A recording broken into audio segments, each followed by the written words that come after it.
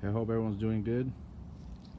I haven't filmed a video in quite some time, and one of the last things I did, probably 6 months ago, I'm not sure. One of the things that I wanted to see was what was the biggest difference between putting an alocasia in a container versus in the ground.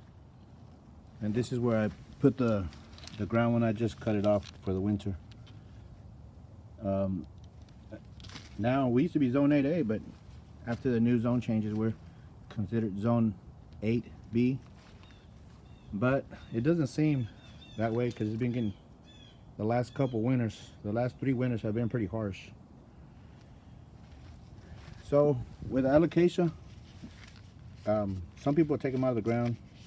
I leave them in there. One year I lost them, but you know, when talking about the difference between the container or in the ground, to be honest, the container did way better.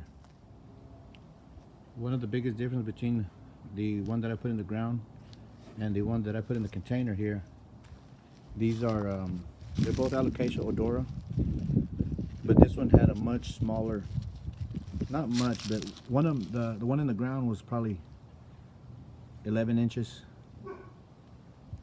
you know, long, and this one, the one here in the container, was I think 6 to 8 inches long. But even though this one did way better in the container, the container one did have soil from a bag, so I'm guessing with the fertilizer it did way better. You could tell, you can see how different it is. Right now it's cold, so I got a couple options. I could either cut it all the way down and risk leaving it in the container. If it gets cold, it may die, but I think I'm just gonna risk it, cut it. This container is pretty heavy.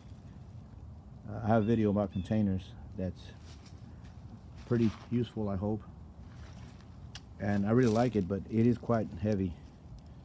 So in this case, if I just cut it down to where you see here the corm, the tuber, it should be okay, and I could probably just cover it up if it gets really cold. Worst case, I'll move it, even though I really don't want to do that. One of the biggest reasons why I'm leaving this Alocasia odora in the ground is because this year was the first year that it was here, so it had to develop roots, and I'm guessing that's one of the reasons why it struggled a little bit more.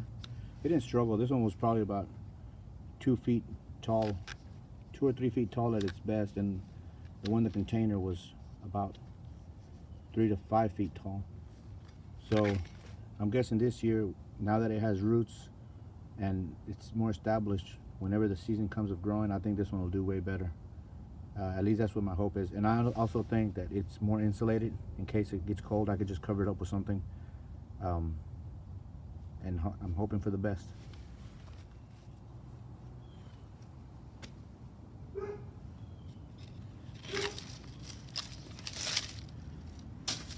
So anyway, here we go. I'm just gonna cut it as low as I can.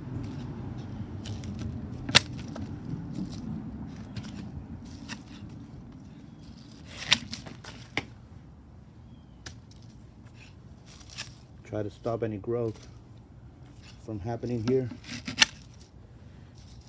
It would be kind of interesting to take it out and check out how it looks, how much it's developed.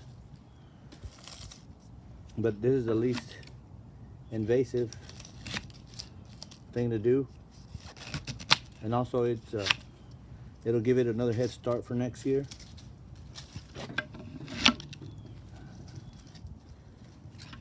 And we'll see how it goes. If there's a frost or anything like that, I will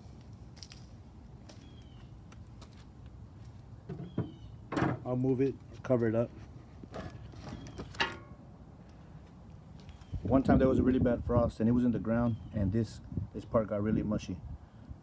You could obviously take it out, clean it up, dry it out, and store it in a place where there's no sunlight and low moisture. But this year I'm going to risk it, like I told you, and this is how I'm going to store it. I'm going to put something over it. That'll be it.